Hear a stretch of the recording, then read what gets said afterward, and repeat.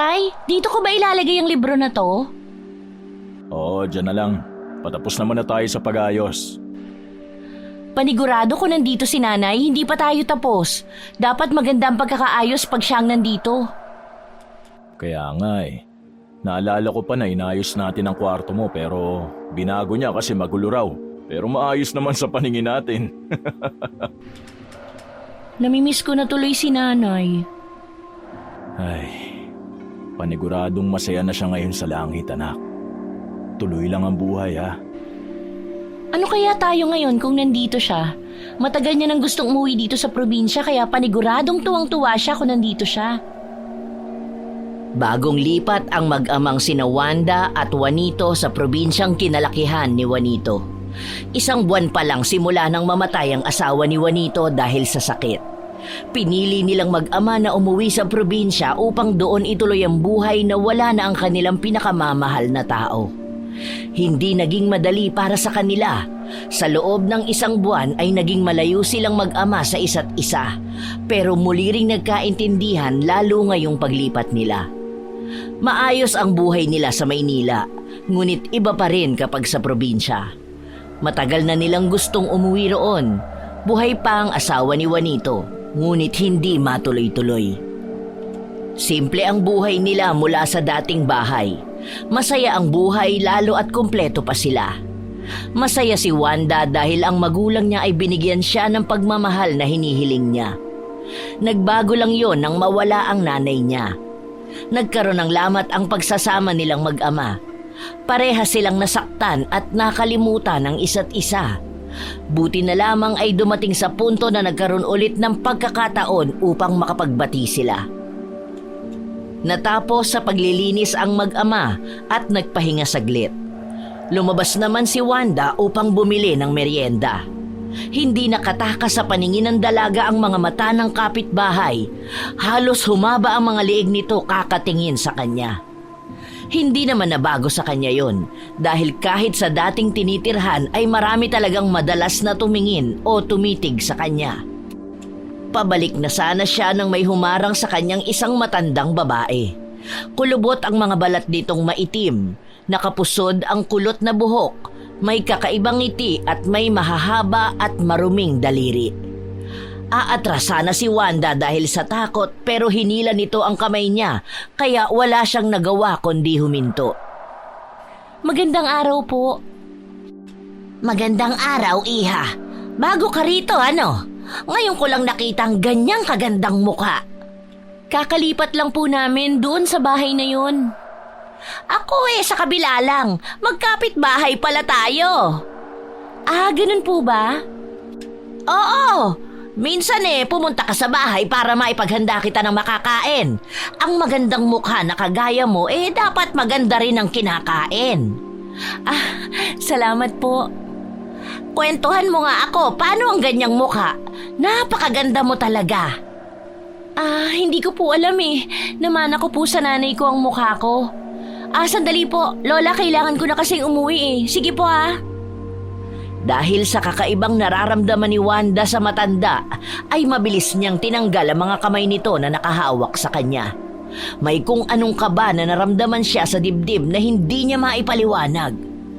Pagkatanggal sa kamay ng matanda ay nagmamadali rin siya agad na umuwi sa bahay nila. Baka biglang may pumigil na naman sa kanya. Nagulat pa ang ama ni Wanda dahil nagmamadali itong pumasok. Oh, ano nangyari? Wala naman, Tay. May matanda lang na kumausap sa akin. Oh, bakit parang kinakabahan ka? Hindi ko nga rin po alam Parang kinakabahan ako sa mga sinasabi niya. Baka dahil bago ka pa lang dito, anak. Ganyan talaga ang mga tao dito. Kapag may bago, madalas nilang kausapin para makapalagayan ng loob. Hayaan mo, masasanay ka rin. Tumango na lang si Wanda at hindi na nakipag-usap pa sa kanyang tatay dahil siya ay nag-uumpisa ng kumain. Mabilis na lumipas ang isang linggo. Unti-unti nang nakapag-a-adjust si Wanda sa mga tao sa baryo. Marami rin ang mga humahanga sa kanya dahil sa taglay niyang ganda. Ang tatay naman ni Wanda ay nagtrabaho sa isang supermarket sa bayan upang may panggasto silang mag-ama. Hindi lingid kay Juanito ang mga kalalakihang nagkakagusto sa anak niya. Hindi naman katakataka dahil maganda ito talaga. Namana nito ang kaputian ng ina at ang magandang buhok nito na natural ang pagka-brown na kulay. Maganda rin ang mga mata at matangos ang ilong. Kaya hindi na siya nagtaka nang isang araw ay manligaw ang anak ng kapitan na si Alex. Si Alex ang isa sa mga naglakas ng loob na manligaw kay Wanda. Anak ito ng kapitan sa baryo nila. Marami ang nagkakagusto kay Alex na mga dalaga dahil sa angkin nitong kisig. Binatang-binata ang itsura at malinis tingnan. Naging usap-usapan tuloy si Wanda dahil sa panliligaw ni Alex sa kanya. May gusto ka ba sa anak ni Kapitan? Si Alex? Oo. Narinig ko ang chismis na madalas daw yun dito at inaayakan lumabas.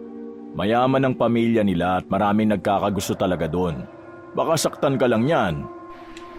Hindi naman po ganong tao si Alex. Kakikilala mo lang sa kanya ha. Mabuti na kilalanin mo muna ang buong pagkatao niya. Hindi kita pinipigilan na magkaroon ng relasyon. Ayoko lang na masaktan ka. Ikaw na lang ang nag-iisa sa buhay ko eh. Ayoko mawala ka pa sa akin. Hindi ako mawawala, Tay. Magagalit sa akin si Nanay. Nga po pala, makakapag-enroll na ba ako sa pasukan? Tinatanong kasi ni Ka Mercy dahil mag-e-enroll ang apo niya, isasabay daw po ako.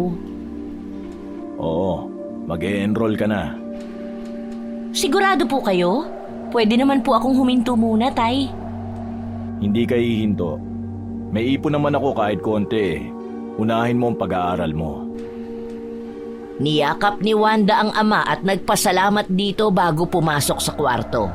Napakaswerte ni Wanda kay Juanito dahil kahit kailan ay hindi ito naging mahigpit sa kanya. Palagi rin siyang sinusuportahan nito sa lahat ng gusto niya. Kagaya nga ng sabi ng ama ni Wanda ay nakapag-enroll siya. Parehas lang sila ng grade level ni Alex. Halos sabay silang pumasok at umuwi nito kahit magkaiba sila ng section. Mabilis na lumipas ang 3 buwan at sa wakas ay naisipan na ring sagutin ni Wanda si Alex. Sigurado ka? Tayo na? Oo nga, ayaw mo ba? Siyempre hindi. Gustong gusto ko. Natatawa na lang si Wanda dahil sa kakulitan ni Alex. Nagtatalon kasi ito habang sumisigaw na sinagot na niya ito. Hindi rin naman na sikreto dahil halos ang mga kapitbahay niya ay alam na rin na nanliligaw si Alex sa kanya. Pauwi na ang magkasintahan galing sa paaralan nang makasalubong nila ang matandang babae. Nawala ang mga ngiti nito nang makita na magkahawak kamay ang dalawa. Hindi na sana nila papansinin ngunit hinawakan nito ang braso ni Alex. Kayo na bang dalawa? Hola. Bagay na bagay kayo. Maganda at gwapo. Salamat po. Ako? Maganda rin naman ako, di ba? Aba, oo naman po. Mas maganda ako nung dalaga pa. Gusto mo ba makita ang picture ko? Tara sa bahay. Ah, hindi na po, Aling Belen. Pauwi na rin po kasi kami, sa kagabi na rin po. Kahit saglit lang. Ikaw na lang ang tumingin, Alex. Sa susunod na lang po, Lola. Nagmamadali rin po akong umuwi ngayon eh. Ah, ganun ba? O sige, sa susunod papakita ko sa'yo. Napakagwapo mo, bagay na bagay tayo nung dalaga ako. Pero mas bagay tayo ngayong matanda na ako. Ano po? Ay nako, kamukha mo kasi ang asawa ko eh. Kaya nasabi kong bagay tayo. Ayaw mo ba sa akin? Excuse me po, aalis na po kami. Ah, ganun ba? Sa susunod pumunta kayo sa bahay, ha? Tumawa pa ang matanda habang hinihimas ang braso ni Alex. Hindi na komportable ang binata kaya tinanggal na nito ang kamay at nagpaalam na sila. Kumakaway pa ang matanda habang nakangiti sa kanila. Si Wanda naman ay nawiwirdohan na sa kinikilos ng matanda sa kanila. Hindi lang isang beses nangyari yon. Palagi sa tuwing makikita nila ito. Nagpapahiwatig ito ng pagkagusto kay Alex. Hindi naman ito gusto ni Alex dahil parang lola na ang turing niya rito. Isang araw, nagpasya silang maligo sa ilog. Nakahubad ng damit si Alex habang si Wanda ay nakasando lang. Silang dalawa lang ang tao, ngunit napansin ni Wanda na may nakatingin sa kanila sa malayo. Agad niyang inilibot ang mata at nakita niya ang matanda na nagtatago sa isang bato habang nakatingin. Umahon si Wanda at pinuntahan ang matanda. Nakangiti lang ito sa kanila na para bang hindi natatakot na nahuli siya. Masaya pa itong nakatingin sa katawan ni Alex. Ano pong ginagawa niyo dyan? Kumusta ka, Alex? Magbihis ka, Alex. Ha?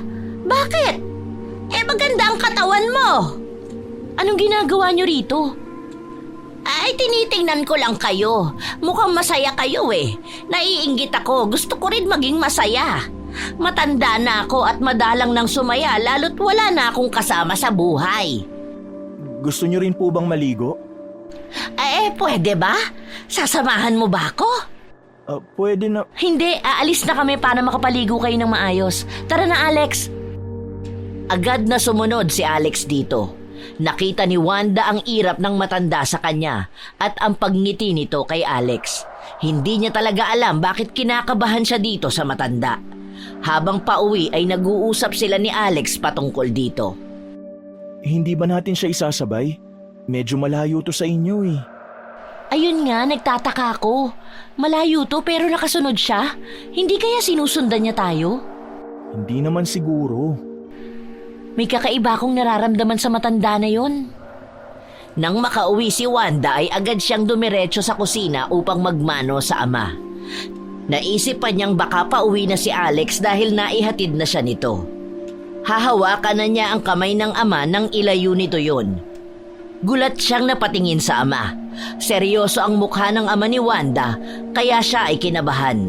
Hindi niya alam kung bakit ito mukhang galit sa kanya. Ano itong nababalitaan ko na puro na lang love life daw ang iniintindi mo? Bumaba ba ang grades mo? Po? May nakakita sa yung nasusuka ka. Buntis ka ba? Ha? Sino naman ang nagsabi sa iyo niyan, Tay? Sagutin mo ang tanong ko. Walang nakakatawa dito. Kinabahan si Wanda dahil seryoso ang ama niya sa pakikipag-usap.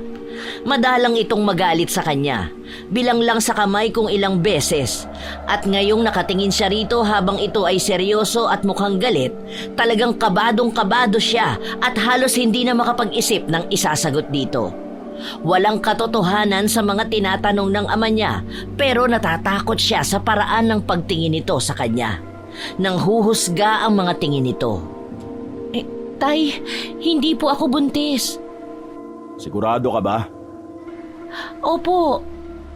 Si Alex na lang ba ang palagi mong iniintindi? Kinakalimutan at pinapabayaan mo na ba ang pag-aaral mo? Hindi po, Tay. Hindi ko po yan magagawa sa inyo. Huminahon ang muka nito at nilapitan siya para yakapin. Nakahinga ng maluwag ang ama niya matapos marinig ang panig niya. Sige, naniniwala ako sa'yo. Saan niyo po ba narinig yan? Nachichismis ka kasi dyan sa labas eh. Big deal din sa kanila ang pagtaba mo ng kaunti. Ang sabi, buntis ka raw. May nakakita sa'yo na naduduwal ka at naglilihi sa mangga. Kalat na yan sa baryo. Kahit sa pinagtatrabahuan ko, alam yan eh. Sino naman po nagkalat ng chismis na yan? Si Belen, yung matandang kapitbahay natin. Hindi totoo ang sinasabi niya, Tay. Hindi ko rin alam kung paano niya yan nasabi sa akin. Kakausapin ko ang matandang yan. Hindi ko palalagpasin tong ginawa niya sa'yo. Ako na po ang kakausap sa kanya. Hindi alam ni Wanda kung dapat ba siyang magalit sa matanda o palagpasin na lang ang nangyari. Inis siya rito dahil sa mga pinapakalat nitong chismis at baka makarating pa sa pamilya ni Alex. May kung ano rin talaga sa matanda na madalas mapansin ni Wanda. Palangiti ito sa kanya kapag nakikita siya. Madalas din banggitin ang magandang mukha ni Wanda na gustong-gusto raw di umano ng matanda na hawakan at tingnan. Akala ni Wanda ay talagang nagagandahan lang sa kanya ang matandang babae. Pero pagtalikod niya pala ay ikinukwento na siya nito sa kung sino-sino at sinisira ang pangalan niya. Nagkita sila ni Alex sa school dahil hindi siya nito sinundo. Mukhang alam na rin ito ang balita tungkol sa kanya. Kalmado lang ang mukha nito habang nakatingin sa kanya. Kapag may nakakakita sa kanila na dumadaan ay pinagbubulungan silang dalawa. Ayos ka lang ba? Ang dami kong balitang naririnig tungkol sa'yo na hindi naman totoo. Kumusta ka? Hindi ako buntis. Lahat yan ay pakana ng matandang babae na kapitbahay namin. Pinakalat niya ang maling balita tungkol sa akin. Ayos lang ako, huwag kang mag-alala. Bakit naman niya gagawin yun? Ano naman makukuha niya sa'yo? Hindi ko rin alam. Napapansin kong may kakaiba sa kanya. Kakaiba ang tingin niya sa'yo kumpara sa akin. Alam mo, kinakabahan din ako kapag nakikita ko siya eh. Doon ko na-realize nung pauwi tayo galing sa ilog. Mas nakumpirma ko ngayon dahil sa ginagawa niya sa'yo. Kakausapin ko siya. Kukumprontahin ko. Wag na. Baka ikaw pa ang maging masama. Hayaan na lang natin. Alam naman natin ang totoo eh. Isa pa, matanda na siya. Baka kailangan niya lang ng atensyon. Pero nasisira ang pangalan ko eh. Baka makarating din to sa mga magulang mo. Ano, kukonsintihin ba natin ang ginagawa niya sa akin? Ako nang bahalang kumausap sa kanila. Huwag mo nang stressin ang sarili mo. Kakausapin ko rin yung matanda. Tumangulang si Wanda sa mga sinasabi ni Alex. Tama ito, siya lang ang mapapasama kapag kinausap niya ang matanda. Pero gustuhin mang baliwalain ni Wanda ay lalong lumala ang chismis. Siya raw ay nagpalaglag ng bata upang mawala ang chismis na buntis siya. Hindi niya kinakaya ang mga mapanghusgang mga mata na nakatingin sa kanya. Lahat ng dating humahanga sa ganda niya ay napalitan ng panghuhusga sa isang balitang hindi naman totoo. Isang umaga, nakasalubong nilang magkasintahan ng matanda. Umaakto ito na parang wala itong sinasabing masama sa kanya kung makangiti. Huminto pa ito para batiin sila. Pinipigilan lang ni Wanda ang sarili na kumprontahin ng matanda at awayin ito. Kahit si Alex ay hinahawakan si Wanda upang iparamdam dito na wag nang magsalita. Kumusta kayo? Ayos lang po. Pauwi na po. Nung bata ako, marami akong manliligaw. Hanggang ngayon naman eh. Pero hindi kasing gwapo mo. Ikaw ang pinakagwapo sa paningin ko. Ganon po ba? Sige po, una na po kami. Ay, teka! Wala ka bang napapansin sa mukha ko? Tinitigan ni Wanda ang mukha ng matanda at doon niya napansin na naka-makeup ito. Pero ang makeup nito ay nagpasama lang sa itsura ng matanda. Ang kapal ng blush on nito, putok na putok yon at hindi pa pantay ang eyeliner. Naka-lipstick din ito pero masyadong pula na parang sasayaw sa nightclub. Napansin din ni Wanda ang suot nitong damit na kaiba sa madalas nitong suotin. Nagtataka si Wanda sa kinikilos ng matanda para itong nagdadalaga sa paningin niya. Pero tila walang napansin si Alex dahil nagtataka lang ito sa mga sinasabi ng matanda. Ano ho yun? Wala naman akong napansin. Sige Lola, una na ako ha. Ha? Sige. Pero sa susunod, Belen na lang ang itawag mo sa akin, ha? Saka nag-makeup ako. Mas maganda ako ngayon. Pansinin mo sa susunod. Bago kami umalis, pwede bang tigilan nyo na ang pagkakalat ng maling balita tungkol sa girlfriend ko? Ha? Wala akong ikinakalat. Walang ganon, Alex. Maraming nagsasabi na ikaw ang may kasalanan. Ha? Hindi! Naku, huwag kang maniwala sa kanila. Hindi yun totoo. Huwag kang magagalit sa akin. Isinigaw na lang ng matanda ang mga sinasabi dahil hinahatak na si Wanda ni Alex palayo. Nagmamadali ito at huminto lang nang nasa harap na ng bahay nila. Huminga ito ng malalim at tinitigan siya. Napailing na lang si Alex sa mga ideyang pumapasok sa utak niya. Ang creepy niya. Ayoko na siya makita. Hindi mo napansin na naka-makeup siya? Di ako tumitingin sa mukha niya eh. Hindi ko alam bakit ako natatakot lalo kapag nagtatapat yung mata namin. Lumalala ang takot ko sa kanya. Kumalma ka muna bago ka umuwi. Ano bang meron sa matandang yun? Ang weird niya. Ang alam ko, nauna lang siya sa inyo ng 3 araw eh, kaya walang gaanong nakakakilala sa kanya. Wala siyang trabaho pero parang marami siyang pera. Naiinis ako sa kanya pero naaawa din ako. Baka kaya siya nagkakaganyan dahil walang nagmamahal sa kanya.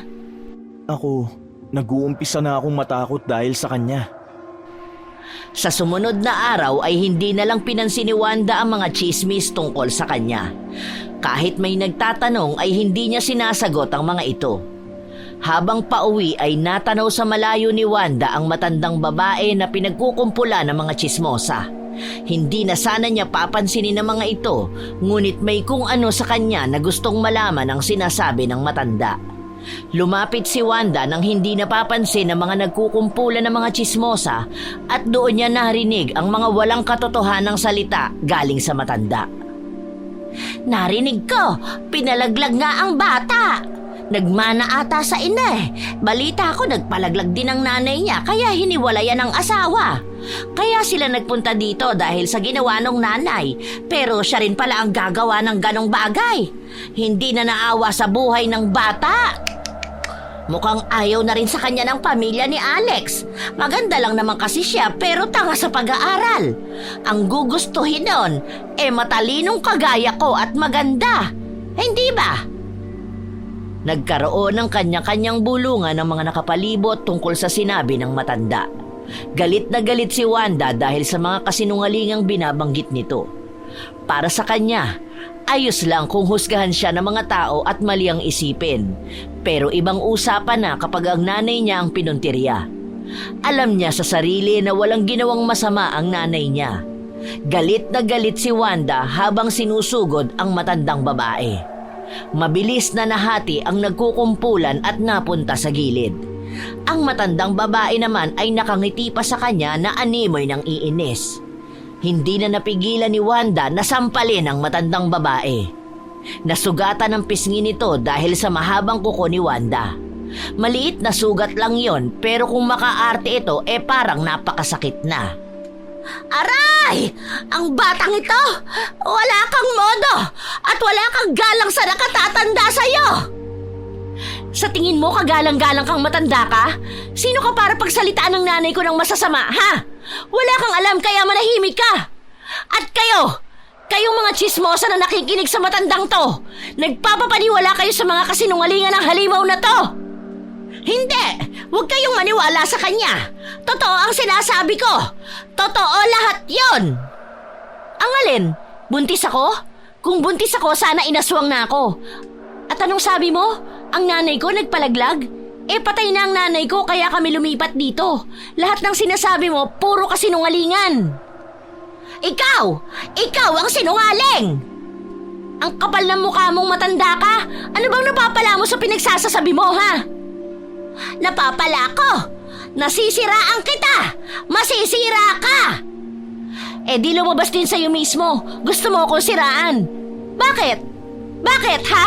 Anong nagawa ko sa'yo? Hindi na napigilan ni Wanda na maiyak dahil sa samot-saring nararamdaman niya. Inis na inis siya sa matanda dahil sa ginagawa nito sa kanya. Nahinto siya dahil sa galit nitong mga mata. Galit ito sa kanya at halos mapaatras siya nang lumapit ito. Ang mga nakikinig ay hindi na rin alam ang paniniwalaan. Natahimik lang ang mga ito habang nakatingin kay Wanda at sa matandang babae. Inagaw mo ang Alex ko! Sa akin lang si Alex! Anong pinagsasasabi mo? Akin si Alex. Bagay kami. Nung dumating ka rito, nawala siya sa akin. Sa akin siya bagay. Ako lang dapat ang maganda sa paningin niya. Hindi ikaw. Hindi sila. Ako lang. Nababaliw ka ba? Oo, baliw na baliw ako kay Alex. Akin siya. Ako ang dapat niyang makasama. Akin si Alex. Baliw ka na! Hindi sa'yo si Alex dahil boyfriend ko siya. At kahit hindi kami, hindi ka niya magugustuhan dahil sa matanda ka na nga, ang pangit mo pa! Walang magkakagusto sa'yo! Hindi ako pangit! Ikaw! Magiging pangit ka! Sinasabi ko sa'yo, gagawa ako ng paraan! Biglang natigil sa pagsasalita ang matanda nang makita si Alex. Ngumiti ito ng matamis sa binata at agad na lumapit dito. Napaatras si Alex kaya hindi nagawang makalapit ng matandang babae. Alex! Siya ang nauna! Sinabihan niya akong pangit! Narinig ko mula umpisa. Huwag na ho kayong magsinungaling. Ay, sorry Alex! Kinukuha ka kasi niya sa akin eh. Hindi po ako sa inyo, Lola. Hindi po kita gusto. Parang apo niyo na po ako. Si Wanda ang mahal ko. Ah, hindi! Hindi pwede! Ako dapat ang gusto mo! Alex! Ako! Tama na! Hindi ka gusto ng boyfriend ko! Gusto ka lang niya kasi maganda ka! Pag pangit ka, hindi na! Sinasabi ko sa'yo, pagsisisihan niyo ito! Magsisisi kayong dalawa! Paulit-ulit ang matanda na parang baliw sa sinasabi. Iniwan ito ni Wanda dahil lalo siyang nainis dito. Maging ang mga tsismosa ay umalis na rin at hindi na nakinig. Dahil sa mga tsismosa ay nawala ang tsismis tungkol kay Wanda. Napunta yun ngayon sa matandang babae na tinatawag nilang baliw. Nakakatakot ang pagka-obses nito kay Alex. Para itong hibang habang paulit-ulit na mahal nito si Alex. Hindi na pinapansin ni Wanda ang matanda kahit magkasalubong pa sila. Maski si Alex ay mailap na rin dito. Ilang beses tinangka ng matandang hawakan at kausapin si Alex, pero takot lang ang nararamdaman ni Alex sa paglapit ng matanda. Naging usap-usapan sa baryo ang pagiging baliw ng matanda kay Alex. May nakapagsabi rin na ang laman ng pitaka ng matanda ay larawan ni Alex noong bata pa ito. Maraming nag-iisip na ang matandang babae ay baliw lamang kaya ganon ang pinapakita nito. Ngunit iba ang naiisip ni Wanda. Baliw ang matandang babae sa boyfriend niya. Napagtagpi-tagpi niya ang mga napapansin niya noon sa matanda. Palaging inggit ito kung tumingin sa kanila kapag nakikita. Minsan ay masama ang tingin nito pero kapag napapansin na nakatingin si Wanda ay ngumingiti lang ito. Kakaiba talaga ang pakiramdam ni Wanda sa matandang babae. Totoo ba na baliw yung matanda? Hindi ko nga po alam, Tay eh. Huwag ka masyadong lumapit dun ha. Hindi mo kilala yon. Opo, susubukan ko po. Ilang araw nang hindi nakikita ni Wanda ang matandang babae. Hindi ito lumalabas o nagpapakita sa kahit na sino. Kahit marami itong sinabing masama kay Wanda at kahit baliw ito sa boyfriend niya ay naaawa pa rin siya dito. Matanda na ito at walang kasama sa bahay, kaya ang naiisip ni Wanda ay baka wala itong makain. Ang tanging pumipigil lang sa kanya na puntahan ito ay ang mga salita nito na binitawan sa kanya. Papasok na sana sa paaralan si Wanda nang makita niya ang matanda sa harap ng bahay nila. Dadaanan niya lang sana yon, ngunit pinigilan siya nito. Nangungusap ang mga mata nito kaya naawa si Wanda. Iha, patawarin mo sana ako sa mga nasabi ko. Hindi totoo yon, gawa-gawa ko lang. Pati ang pagkagusto ko kay Alex. Kamukha kasi siya ng namayapang asawa ko pero hindi ko siya gusto dahil ang bata pa niya. Ganun po ba? Naiintindihan ko po. Pero sana, itama niyo ang mga mali niyong sinabi tungkol sa akin. Marami kasing nag-iisip pa rin na totoo yun kahit hindi. Oo, gagawin ko yan. Kailangan ko lang munang humingi ng kapatawaran sa'yo. Nahihiya nga ako eh. Wala na po yun. Huwag na lang pong mauulit. Salamat sa'yo. Hindi ka lang maganda. Mabait ka pa. Salamat po. Pwede ko bang mahawakan ang mukha mo? Napakakinis at ganda talaga. Sana meron din akong ganyang mukha. Sabon lang po yan. At sige po, hawakan niyo po. Napangiti ang matanda matapos payagan na hawakan ang mukha ni Wanda. Humaplos ang magaspang na mga kamay nito sa makinis at maputing mukha ng dalaga. Nakangiti ang matanda ngunit may kakaiba roon.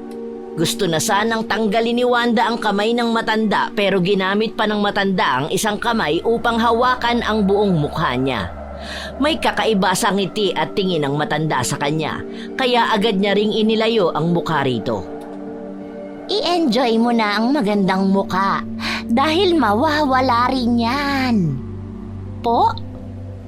Ang ibig kong sabihin, kapag tanda mo na, kukulubot na ang mukha mo at papangit na rin. Pag inaalagaan, hindi naman po siguro.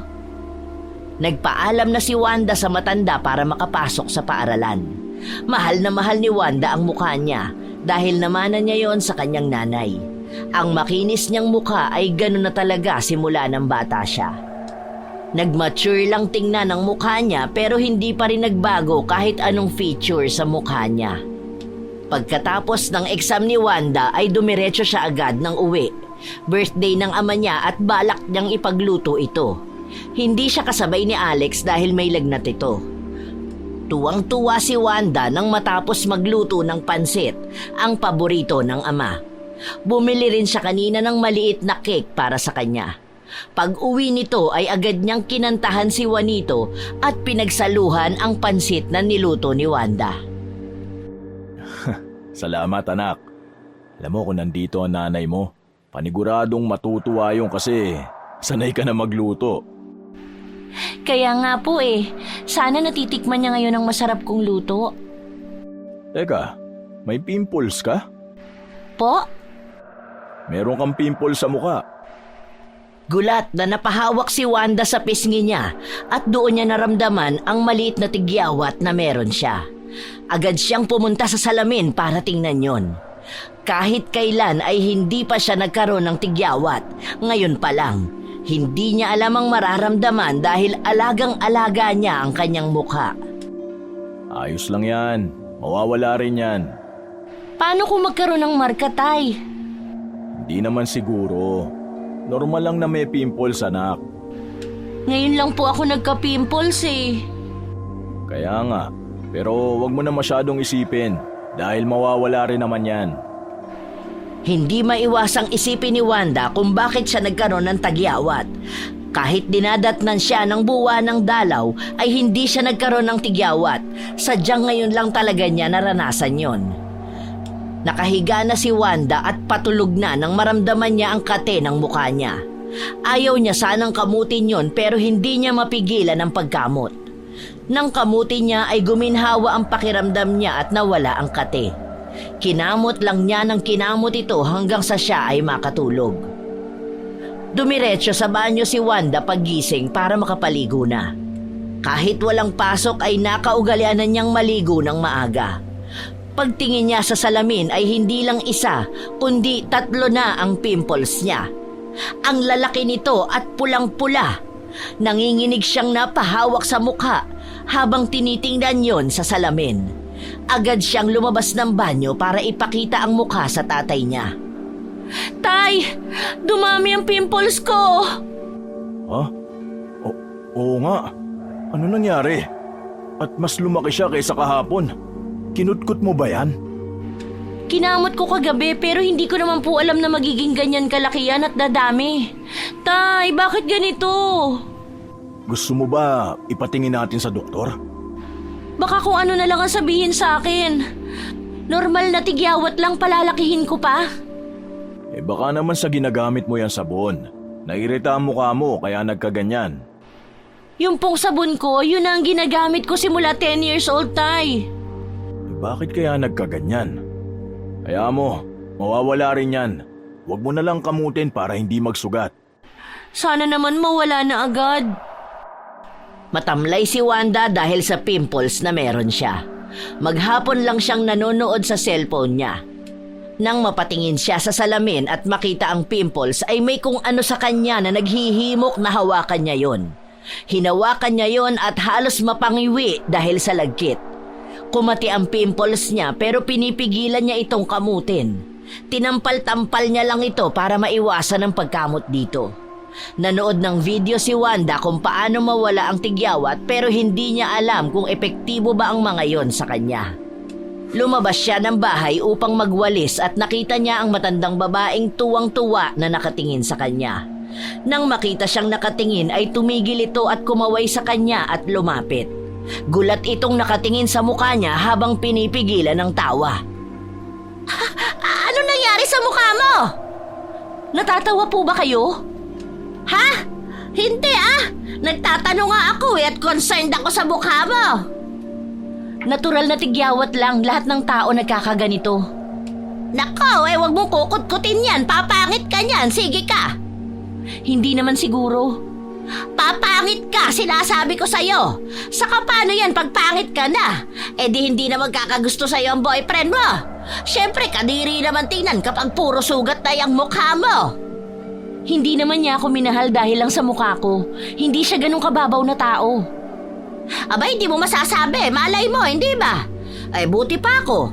Kulubot lang ang balat ko pero walang sugat na kagaya ng sayo. Pimples po ito, hindi sugat. Magiging sugat yan at papangit ka na. Kapag pangit ka na, wala nang may gusto sa'yo. Gusto ka lang nila kasi maganda ka. Iiwan ka na ng boyfriend mo at maghahanap siya ng maganda. Mas maganda pa sa'yo.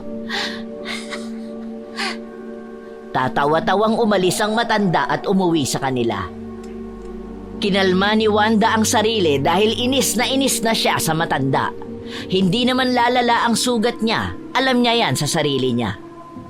Kinagabihan, habang nanonood siya ay kumati na naman ang pimples niya. Sobrang katinon kaya naiengganyo siyang kamutin ito. Kinamot niya ito ng mahina at mababaw lang pero lalo lang itong kumati. Ang ginawa niya ay kinamot niya ito ng madiin. Sobra siyang nasasarapan sa pagkamot dahil nawawala ang kati nito. Pagtitigil siya sa pagkamot ay bumabalik ang kate. Kahit sa pagtulog ay kinakamot niya ito, lalo kapag naaalimpungatan at sobrang kati na. Kinabukasan ay nagising si Wanda dahil sa sigaw ng kanyang tatay. Pupungas-pungas pa siyang bumangon habang ang tatay niyang si Juanito ay kumuha ng damit pamuna sa mukha niya. Nagtataka siyang tumingin dito dahil sa pagiging balisa nito. Tay, ano pong nangyari? Anong nangyari sa mukha mo? Anong ginawa mo? Po? Wala naman po. Anong wala? Nagdudugo ang mukha mo at ang pimples mo ay lumaki lalo. Nagiging sugat na to dahil sa kakakamot mo. Ayan oh, tignan mo sa salamin. Napasigaw si Wanda dahil sa nakita niya. Ang malaking pimples ay lalong lumaki at unti-unting nagiging sugat. Ang 3 pimples ay naging 5 na at mas malaki ito kumpara kahapon. Hindi alam ni Wanda kung siya pa ba ang nakikita niya o ibang tao na. Mukhang kailangan na nating ipatingin sa doktor yan. Baka naman nagka-infeksyon ka dahil sa pagkamot mo. Ayoko tay, ang pangit ko. Pinagbihis na si Wanda ng kanyang ama. Hindi alam ni Wanda kung paano niya itatago ang buka niya sa paglabas. Hindi pa niya nasasabi kay Alex ang nangyari sa kanya dahil hindi niya ito magawang sabihin sa nobyo niya. Lumabas siya habang naka-face mask at may balabal na inilagay sa mukha. Ganon lang ang ginawa niya upang itago ang mukha sa mga tao. Kita ang pagtataka sa mga mukha ng mga kapitbahay nang lumabas sila. Hindi pinansin ni Juanito o ni Wanda ang mga ito at dumiretso agad sa ospital. Pinagmasdan ng doktor ang sugat na meron si Wanda at siniyasat ito. Ayon sa doktor ay simpleng tigyawat lang ito at ang kailangan lang ay pamahid para mawala ito. Pinayuhan din si Wanda na wag nang kakamutin upang hindi lumala ang kanyang sugat. Pag-uwi ay nakita niya sa labas si Alex. Gusto siya nitong makausap ngunit lumayo siya sa binata at tumakbo papasok ng bahay nila. Kahit nagtataka ang binata ay hindi ito nagpumilit na kausapin siya. Si Juanito ang kumausap dito at doon ito nalaman ang nangyayari kay Wanda. Huwag mo muna siyang pilitin kung ayaw niya. Alam kong nahihiya siyang magpakita sa'yo. Bakit po?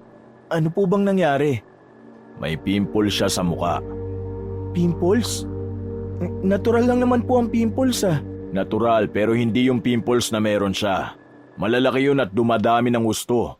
Kinamot niya kaya yung iba nagiging sugat na. Nagpatingin na po ba siya sa doktor? Oo, kaya kami umalis. May binigay lang na ointment na pamahid para sa kanya. Sana naman po gumaling na siya. Hindi ako naniniwalang pimples lang yon. Ano pong ibig niyo sabihin? Wala. May kakilala ka bang albularyo dito? Wala po pero hindi ko alam kung merong kilala ang magulang ko. Bakit po? Pwedeng pakitanong? Kailangan kong pumunta doon. Sige po, babalik po ulit ako. Tumangulang si Juanito sa nobyo ng anak niya at umalis na rin agad si Alex. Si Wanda ay nasa loob ng bahay at nag-uumpisa ng maglagay ng ointment sa kanyang sugat. Sa kada lagay niya ng ointment ay parang mas lalong napapaso ang kanyang balat. Pulang-pula ang mukha niya at lalong kumakate. Nadatna ni Wanda ang ama niya na naluluha na dahil sa kanyang sugat. Kitang-kita rin na parang napaso lalo ang balat niya dahil sa pinahid.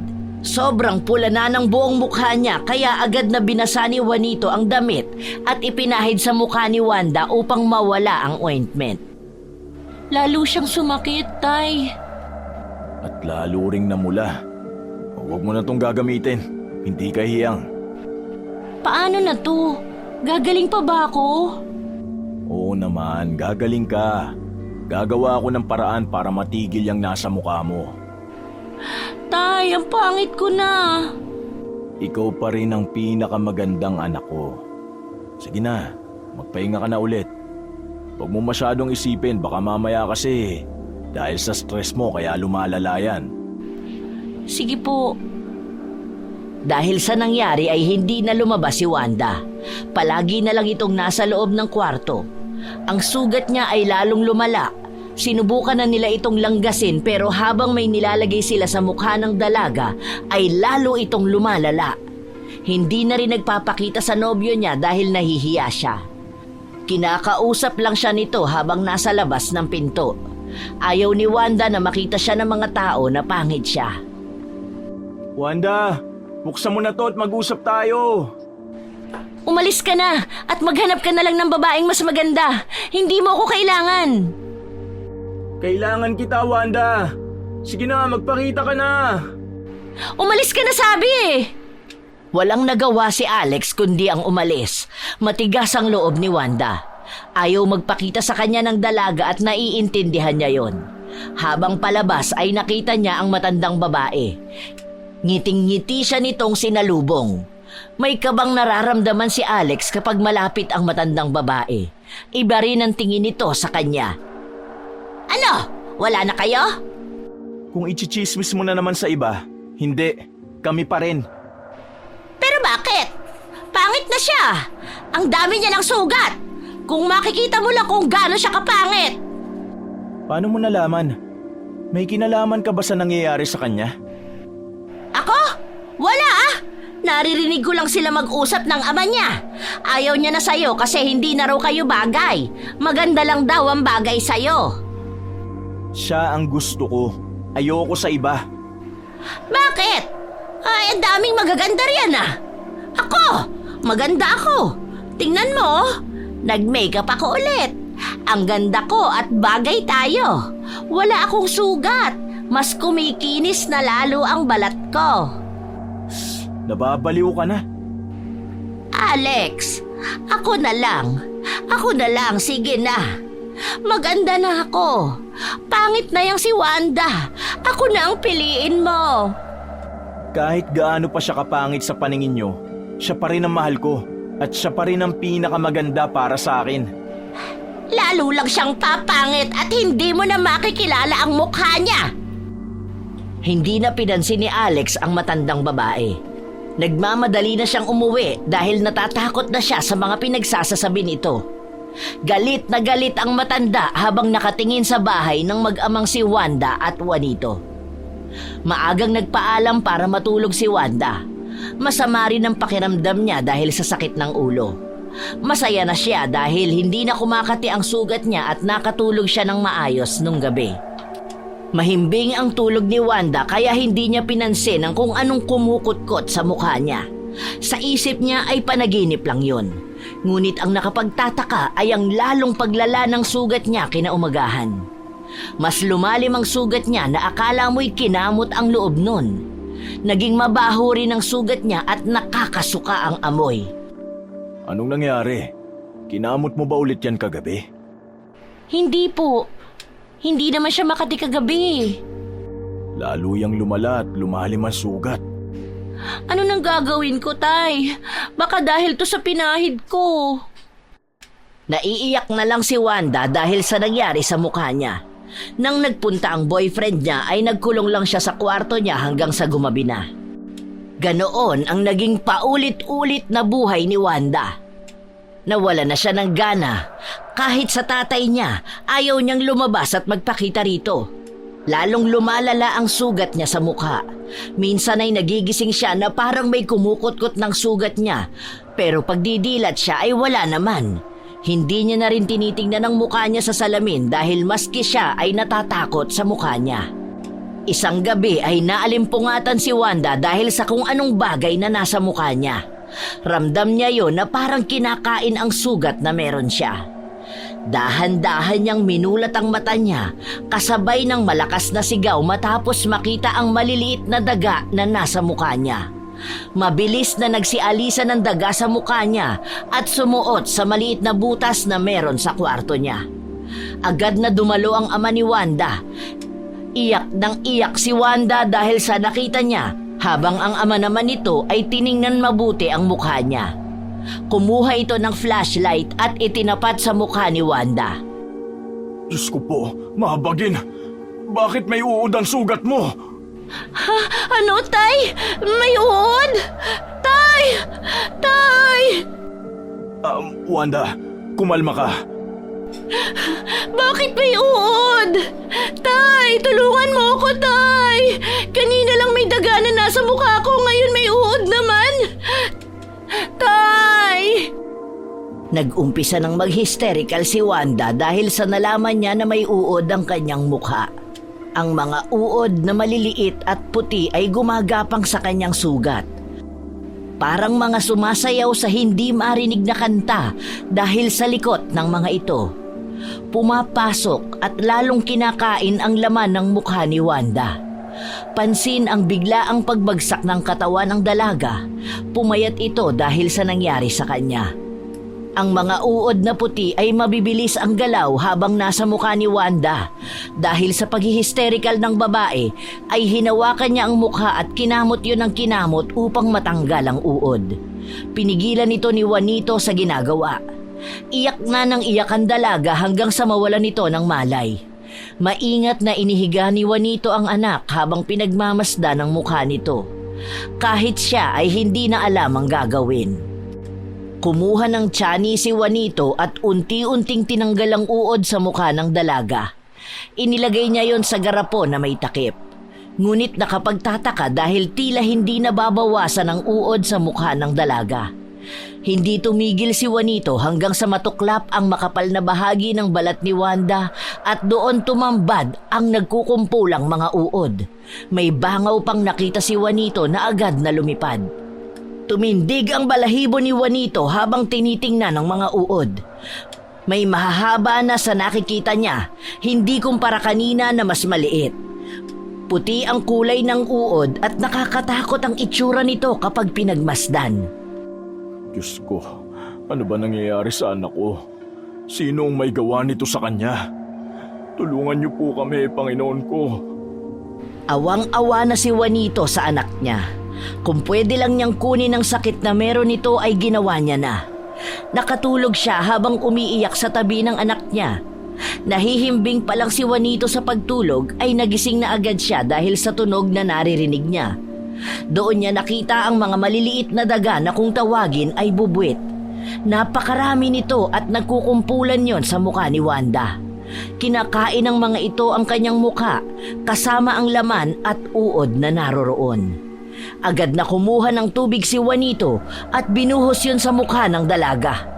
Mabilis pa sa 4:00 na umalis sa mga daga at nagdaan sa maliliit na butas sa gilid ng kama ni Wanda. Gulat naman si Wanda na napatingin sa ama niya. May daga sa mukha mo! May nakita akong daga! Meron na rin yan kanina nung nagising ako, Tay. Ano bang nangyayari sa akin? Bakit buhay pa ako kinakain na ang laman ko? Ipapagamot kita.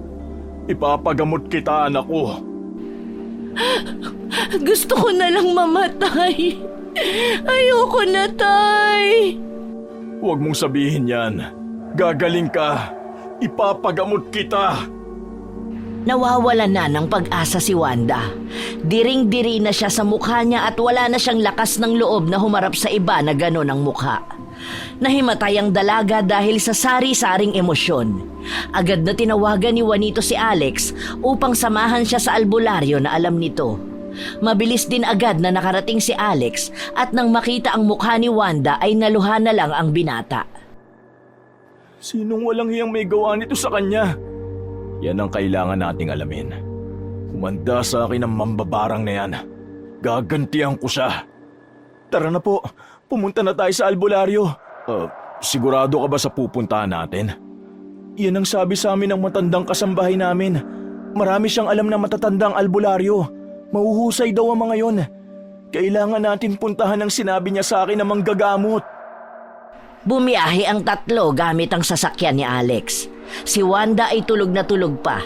Nilagyan ni Juanito ng balabal ang mukha ng anak upang maitago ang nasa mukha nito. Pagdating nila sa harap ng bahay ng albularyo ay agad silang pinagbuksan ng apo nito. Ang albularyo ay nakatingin kay Wanda at tila sinusuri ito. Inggit! O, inggit ang rason kung bakit siya nagkaganyan. Ang inggit ay masidhing damdamin na pwedeng maging rason ng kapahamakan sa taong kinaiinggitan. Tanggalin niyo ang balabal upang makita ko ang mukha niya. Tama nga po ang kutob ko. Binarang siya. Tama ka. Inggit ang nagiging punot dulo sa lahat ng ito. Sa mukha siya tinira ng barang, kaya sa mukha ito panigurado na iinggit sa kanya. Nagsimula lang ho sa pimples yan eh. Hanggang sa ganyan na nangyari. Kanina may uod at may daga na nasa sugat niya. Ang daga at uod ay alaga ng mambabarang. Ito ang kanyang inuutusan upang bigyan ng pasakit ang kanyang biktima. Delikado ang ganitong uri na mambabarang. Pwede siya nitong patayin pagkatapos pahirapan. Kumuha ng langis ang albularyo at ipinahid ito sa kamay niya. Matapos ay kumuha rin ito ng dahon na dinurog at kasama ng langis ay hinalo niya yon sa kamay niya. Pumikit ito at nagsalita sa lengguwahe na ito lang ang nakakaalam. Ang dahon na dinurog ay inilagay niya sa sugat ni Wanda. Habang ginagawa yon ay nagising ang dalaga. Nang makita nito na may ibang tao ay agad nitong tinakpan ang mukha niya at nagsisigaw. Wanda, anak, kumalma ka. Nasaan ako, Tay? Umuwi na tayo! Uuwi na ako! Hindi pwede. Gagamutin ka nila rito. Gagamutin? Sa tingin mo may gamot pa para sa sugat na to? Wala na! Tigilan na natin! Mamamatay na lang akong ganito! Huwag kang magsalita ng ganyan. Tama ang tatay mo, Wanda. Matutulungan ka ni Ka Erning. Isa siyang magaling na albularyo. Hindi ko siya kailangan! Umalis na tayo! Hindi niya ako mapapagaling! Ilabas niyo na siya at iuwi. Hindi ako makapanggagamot kapag hindi naniniwala sa kakayahan ko. Pero, Ka Erning, Ibalik niyo na lang siya kapag naniniwala na siya. Tinalikuran sila ni Ka Erning. Si Wanda naman ay patuloy pa rin sa pagwawala kaya napilitan si Juanito na iuwi ang anak. Pagka-uwi ay agad nilak ni Wanda ang pinto ng kwarto at hindi pinapasok ang ama at boyfriend niya. Doon ay umiyak siya ng umiyak dahil nawawala na siya ng pag-asa sa mukha niya. Tiningnan niya ito sa salamin.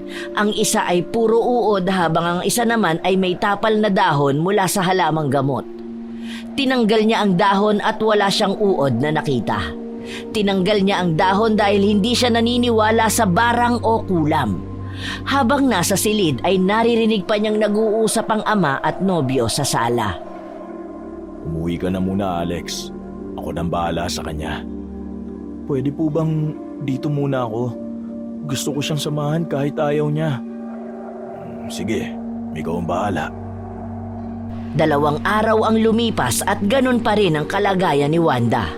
Ayaw niyang makipag-usap kahit kanino.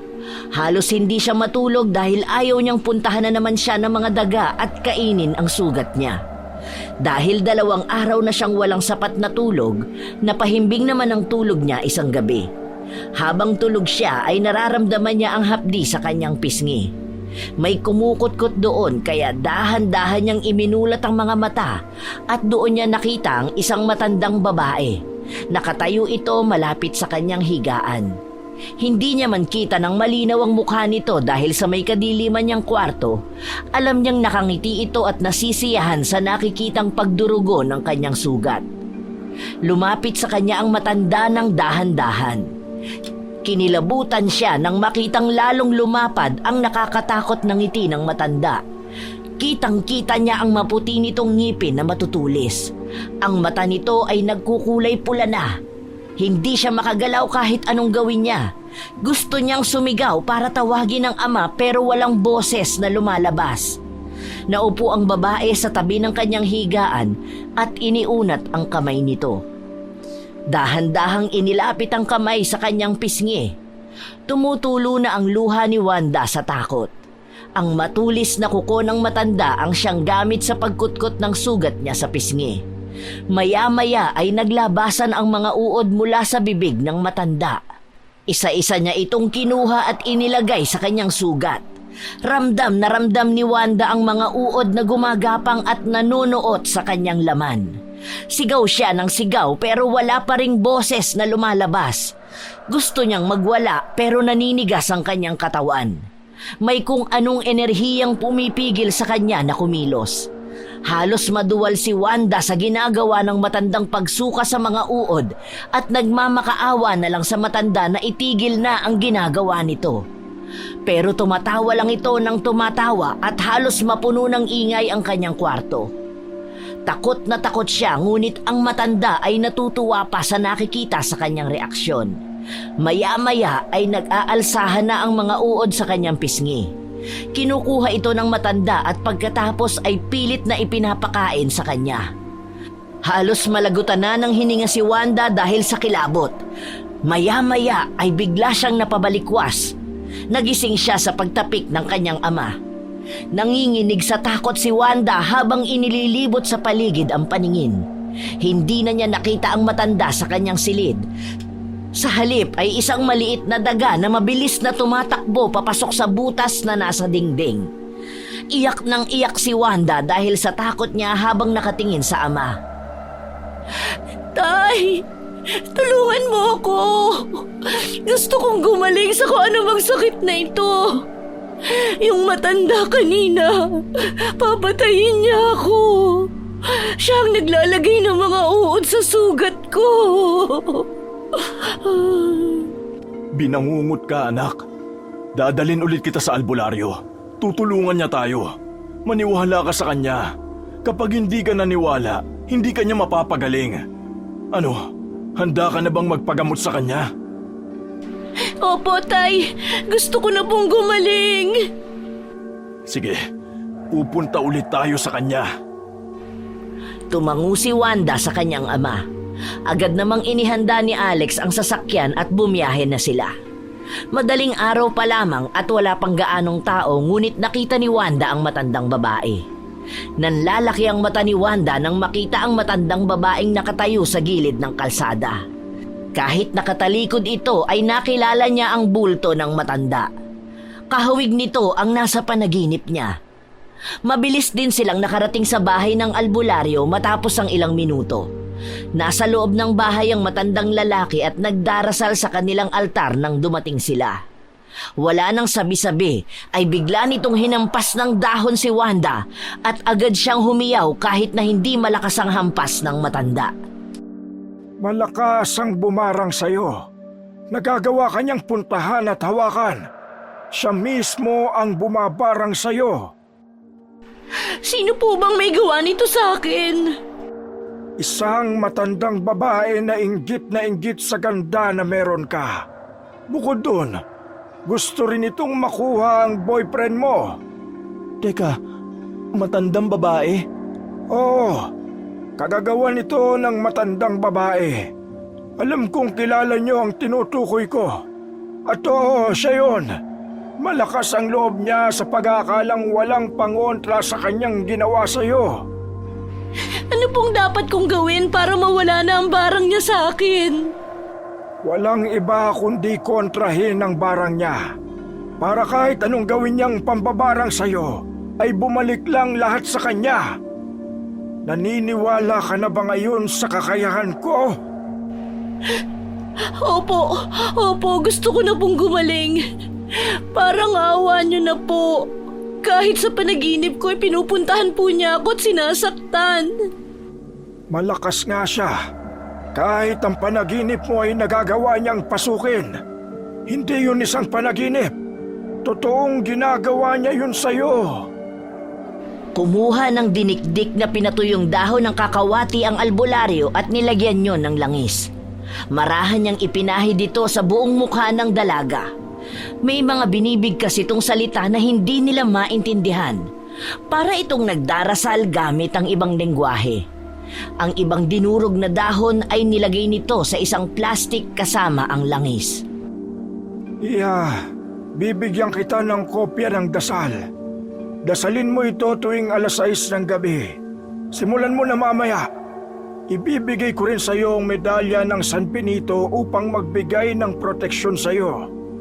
Manalig ka dahil walang makakatalo sa Diyos, kahit na malakas pa siyang mambabarang. Okay na po ba ako? Dapat mapaalis ang mambabarang. Baka hindi lang ikaw ang biktimahin niya. Kaya ngayon pa lang, paalisin na siya. Paano kung ayaw niya hong umalis? Hindi pwedeng hindi siya alis. Pero kung ayaw niya, sabihin mo na papatayin ko siya mismo. May ipapagawa pa ako sa iyo, Iya. Upang kahit malayo siya ay hindi ka na niya magagalaw pa. Ano po yun? Kakailanganin mo ng malinis na maliit na garapon. Kahit anong garapon, basta maliit lang at malinis. Sa garapon ay maglagay ka ng matutulis na bagay na kakasya doon. Pako, aspile, blade, karayom, basta punuin mo. Pagkatapos ay punuin mo ito ng ihi mo at takpan. Lagyan mo rin ito ng tape para hindi tumapon ng likido at ibang mga nakalagay. Ibaon mo ang garapon sa lupa, sa gilid ng inyong bahay, na may lalim na 12 inches.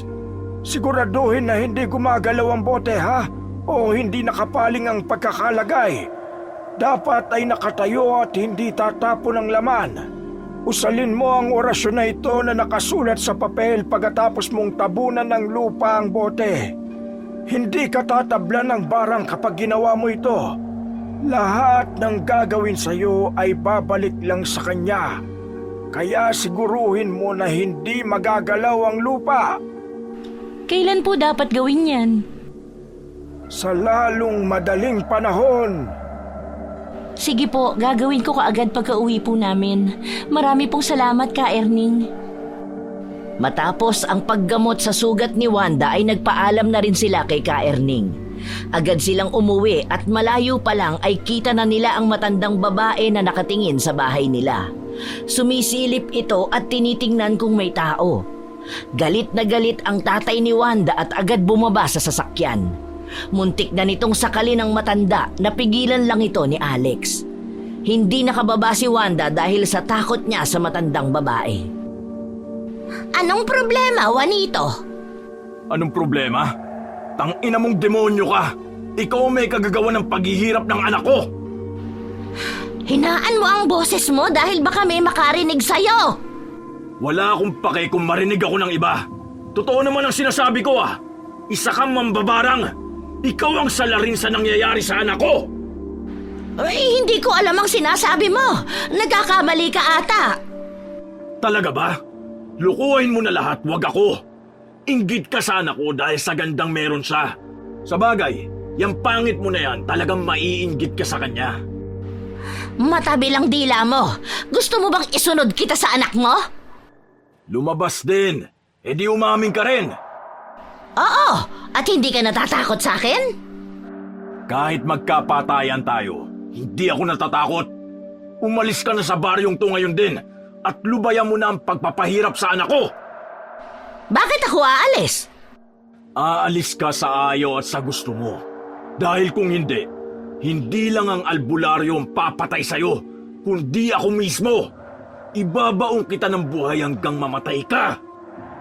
Iniwan ni Juanito ang matanda at sinundo ang anak na nasa loob pa ng sasakyan. Ayaw tingnan ni Wanda ang matanda dahil sa trauma na kanyang naramdaman. Pagkapasok sa kanilang bahay ay agad na ginawa nila ang inutos ng albularyo nang makaalis na ang mambabarang. Kumuha sila ng maliit na garapon at pinuno ito ng mga pako, karayom at aspile.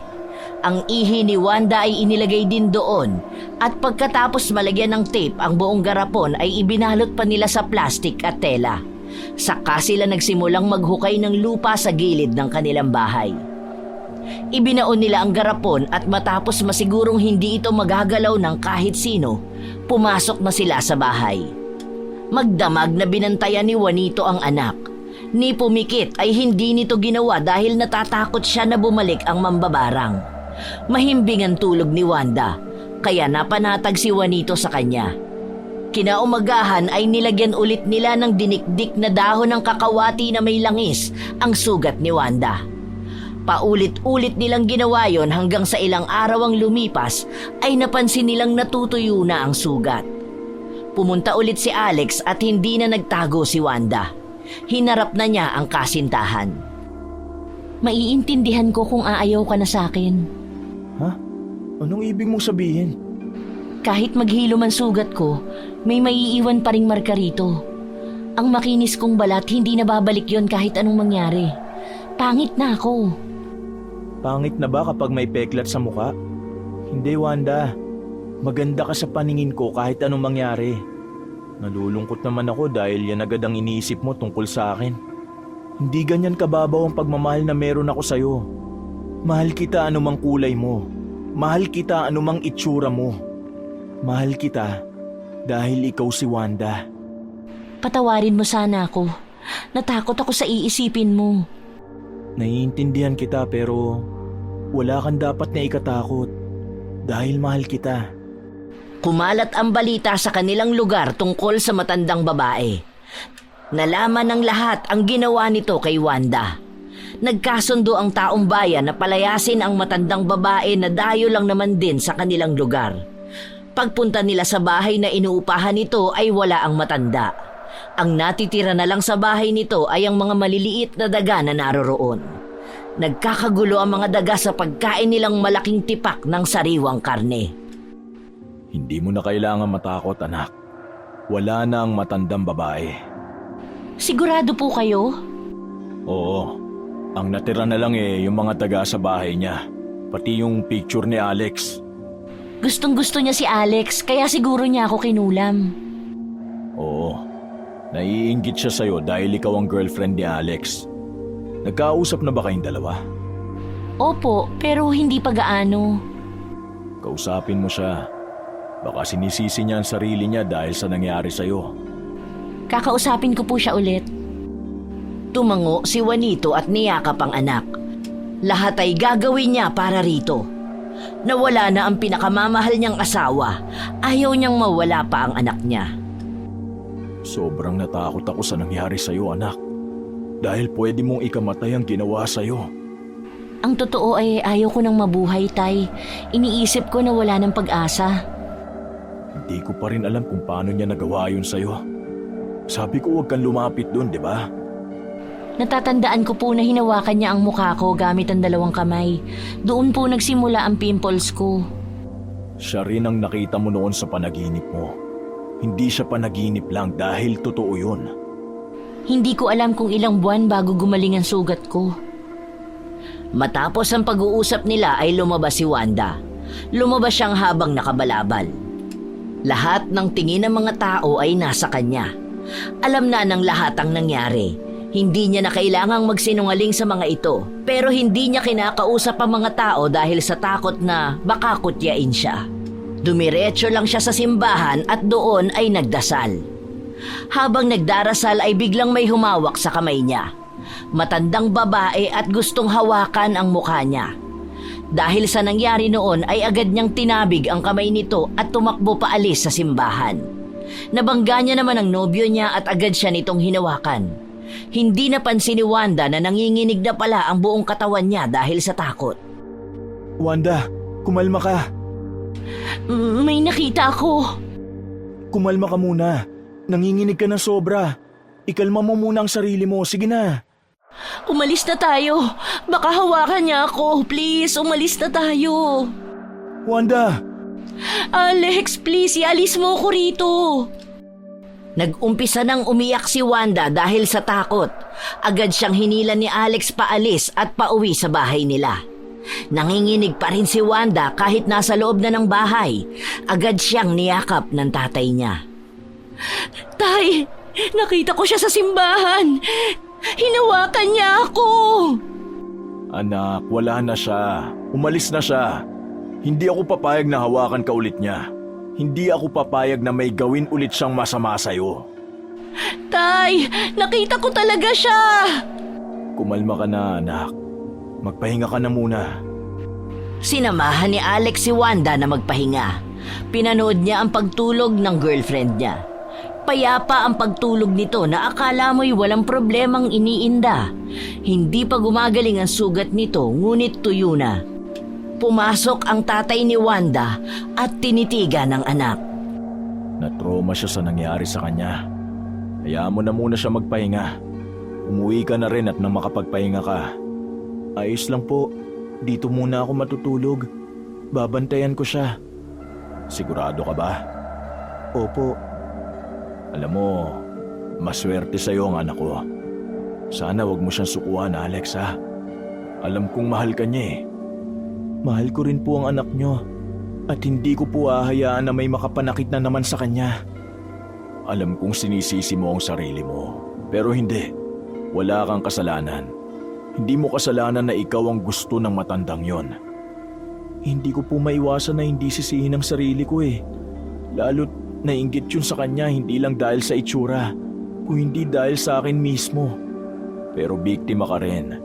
Kaya huwag mo sisihin ang sarili mo dahil hindi yun gugustuhin ni Wanda. Sige po. Salamat po, Tito. Isang linggo na ang lumipas at kita na ang paghilom ng ibang sugat ni Wanda. Hindi na kagaya noon na nakabalabal siya. Ngayon ay nakakalabas na siya kahit hindi niya itago ang kanyang mukha. Nakakakain na rin siya ng maayos at nakakatulog ng mahimbing. Hindi pa siya nakakabalik sa pag-aaral pero balak niyang bumalik sa susunod na pasukan. Ang tatay niya ay bumalik na sa pagtatrabaho ulit. Unti-unti nang bumabalik ang buhay nila sa dati. Marami pa ring nagtatanong sa kung ano ang nangyari pero nananatili si Wanda na tahimik at hindi nagkukwento. Gusto na ni Wanda ng katahimikan sa buhay. Babalik ka na ulit sa pag-aaral? Opo, Tay. Ayos lang sa'yo kahit hindi pa naghihilom ang sugat mo? Opo, dahil kung hindi ako magiging maayos ngayon, kailan pa? Kailangan kong tanggapin na ito ang nangyari sa akin. Maganda ka, anak. Ikaw ang pinakamaganda para sa akin. Siyempre, anak niyo ako eh. Dahil anak ka ng mama mo at dahil mabuti ang puso mo. Hindi mabuti ang puso ko, Tay. Pero kaya mong magpatawad, hindi ba? Oo, pero hindi pa ngayon. Wala namang nagsabi na ngayon na, anak. Hindi minamadali ang pagpapatawad. Mabilis na lumipas ang mga buwan at tuluyan ang naghilom ang sugat sa mukha ni Wanda. Nakagraduate na rin siya ng senior high school kahit na nahuli siya ng 1 taon. Congrats, mahal. Proud ako sa'yo. Salamat, Alex. Proud din ako sa'yo. College na tayo pareho. Mas ahead ka pa rin sa akin. Ayos lang. Di naman minamadali ang lahat, di ba? Tama ka. May panahon para sa lahat. Ang mga sugat ay naghilom na kasabay ng mga masasamang trahedya na nangyari sa buhay ni Wanda. Hindi naging madali para sa kanya ang nangyari. Naging iba ang tingin sa kanya ng mga tao sa paligid niya. Sanay siya sa papuri ng mga ito dahil sa ganda na meron siya. Sa kinis at puti ng balat niya, kaya nung una ay hindi niya matanggap ang naiwang peklat sa mukha niya. Noon, sa tuwing titingin siya sa salamin ay kinasusuklaman niya ang nakikita niya. Pangit siya para sa paningin niya. Pero sa tulong ng mga tao sa paligid niya, ng tatay niya at ng boyfriend niyang si Alex, natutunan niyang mahalin ang sarili niya. Kung anong meron siya at kung ano ang itsura niya. Kung tatanungin kung napatawad niya na ba ang matandang babae, hindi. Hindi pa. Hindi madaling magpatawad lalo para sa kanya, isa siyang biktima kahit wala naman siyang kasalanang nagawa. Pero hindi ni Wanda sinasarado ang puso niya para sa pagtanggap at pagpapatawad. Hindi man sa ngayon, marahil hindi pa sa susunod na araw, pero darating din ang panahon na mapapatawad niya ang matanda. Hindi dahil tanggap na ni Wanda ang nangyari ay nakapagpatawad na siya. Hindi rin naman obligadong patawarin niya ang matanda. Ayaw niyang pilitin ang sarili dahil ang pagpapatawad ay kusang ibinibigay at kusang nararamdaman. Isang araw, inaya siya ni Alex na mamasyal. Ilang oras na silang naggagala nang makaramdam ng pag-ihi ay nagpunta sila sa public restroom. Ilang minuto siyang naroon at bago lumabas ay tumingin muna sa salamin. Saktong may pumasok na dalawang babae. Pinag-uusapan ng dalawa ang mga pimple sa mukha ng isa. Dahil doon ay hindi nakatiis si Wanda na tingnan ng magkaibigan. Nanlaki ang mata niya nang makita ang itsura ng babae. Sa palagay niya ay hindi pimples ang tumubo sa pisngi ng babaeng yun dahil masyadong malalaki, nagbubutlig, nagnanana at ang iba'y dumudugo pa. Lalo pang nairita ang pisngi nito dahil pilit tinatakpan ng makapal na make-up. Nagtayuan ang balahibo niya sa katawan. Bumalik ang alaala niya kaya siya kinilabutan. Pero dahil sa mga tingin niyang yun ay nagalit sa kanya ang dalawang babae at kinutya pa ang peklat sa kanyang mukha. Dali-dali siyang lumabas ng banyo. Kaagad naman siyang sinalubong ng kasintahan. Anong nangyari? Bakit ganyan ang mukha mo? Umiyak ka ba? Hindi. Umalis na tayo. Nakita ko yung dalawang babae na pumasok dun sa CR. Inaway ka ba? Hindi, Alex. Bakit ganyan ang itsura mo? Mukhang takot na takot ka. Yung babae kasi, ang dami niyang pimples. Nakakatakot na ang itsura ng pimples niya. Parang kagaya nung sa akin dati. Kinilabutan lang ako. Natakot ako para sa kanya. Nagka-trauma ka na sa mga pimples. Sa tingin ko naman, normal na pimples lang yun sa kanya. Talagang na-irritate lang yun. Ang kapal ba naman mag-makeup eh. Tara na, umalis na tayo. Halika na, umuwi na kaya tayo. Pero may pupuntahan pa tayo. Ayoko na, pagod na rin naman ako eh. Gusto ko nang umuwi. O sige, sa susunod na lang natin puntahan yung ibang pasyalan. Mula noon, sinubukan din ni Wanda na pag-aralan ang paggamit ng makeup dahil gusto niyang takpan ang kanyang peklat. May mga naging kaibigan siya na may alam pagdating sa mga makeup at tinuruan siyang gumamit. Tumataas ang kumpiyansa niya sa sarili tuwing natatabunan niya ng makeup ang kanyang pisngi. Ang peklat na yon ay kasama na niya sa buhay. Sa tuwing tinitingnan niya ito ay katatagan na niya ang nakikita niya. Oh, nakagayak na ang anak ko ah. Papasok ka na ba sa school? Opo, Tay. Ang ganda talaga ng anak ko. Naku, Tay. Naka-makeup po ako kaya ganun. Maganda ka kahit walang makeup. Tandaan mo yan palagi. O sige na anak, ingat ka sa pagpasok. Sige po, Tay. Salamat. Ingat din po kayo sa pagpasok sa trabaho, ha? Ay, palagi naman akong nag-iingat. Paglabas niya ng bahay ay naghihintay na sa kanya ang nobyo. Malapad ang ngiti nito nang makita siya. Nasasanay na rin siya sa ginagawa ng lalaki na paghatid sundo sa kanya, kaya sobrang pasalamat niya na si Alex ang kanyang nakilala dahil sa kabila ng lahat ay nanatili ito sa kanyang tabi. Hindi siya iniwan at palagi pang pinatataas ang kanyang tiwala at kumpiyansa sa sarili. Kahit ano pa ang itsura niya at ano pa ang kwento ng peklat niya, may isang Alex na hindi bibitiw sa kanya.